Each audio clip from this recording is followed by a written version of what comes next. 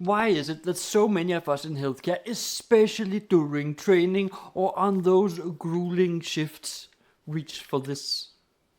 Yeah, it's a Danish energy drink. We know it's not exactly healthy.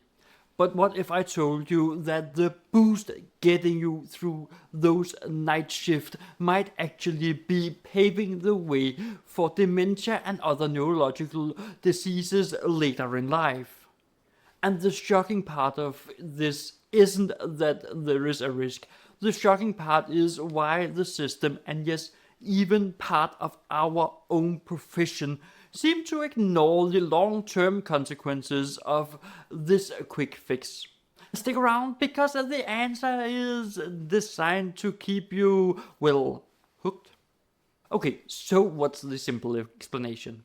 Well, right now you might probably be thinking it's of course sugar and caffeine, though. And yes, the massive sugar load and the insane amount of caffeine play a huge role. They create inflammation and stress your system. But wait, that's not the whole story. There are significant ingredients and combinations in many of these drinks that researchers is now starting to link to something far more sinister than just a sugar crash. Why haven't you heard about that in the break room or during a handover? And what exactly is in this can that could be harming your brain long term? To find the whole story, I'll have to be honest with you. During my own training, energy drinks were my crutch. I vividly remember the smell of a sterile hospital disinfectant with the artificial sickly sweet scent from the can at 3 a.m. The feeling of that fizzy chemical energy briefly overpowering the exhaustion. It felt like a necessity, a survival mechanism. I told myself it was the price of learning, of helping, of just being there. But then I started to notice something, not just in myself. The heart palpitations, the weird anxiety, the total crash after the high. But it wasn't just me, it was in my colleagues too.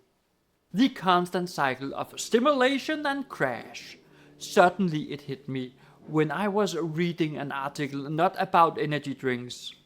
It was not about energy drinks specifically, but about brain health, inflammation, and long-term effect of chronic stress and poor nutrition.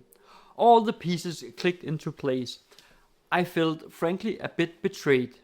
Betrayed by the culture that normalized it, and betrayed by myself for not stopping and thinking, what is this really doing to my body and my brain in the long run? It wasn't a solution. It was a loan with sky-high interest rates on my future health. So there you have it. It is not just the sugar and caffeine, it's the whole package. The extreme load on your cardiovascular system, the chronic inflammation, the potential impact on the gut-brain axis from artificial sweeteners and additives, and yes, the long-term effects on the brain's plasticity and health that researchers suggest can increase the risk of neurodegenerative diseases like dementia. And the system ignores it because it's easy. It's a fast, profitable fix for a systematic problem of workload and inadequate recovery time in healthcare. But knowing this is just the first step. If you want to dive into how you can boost your energy and focus on long shifts without gambling with your brain, and what specific healthy alternatives actually work, there is more to explore. And write down in the comment what you want to hear about.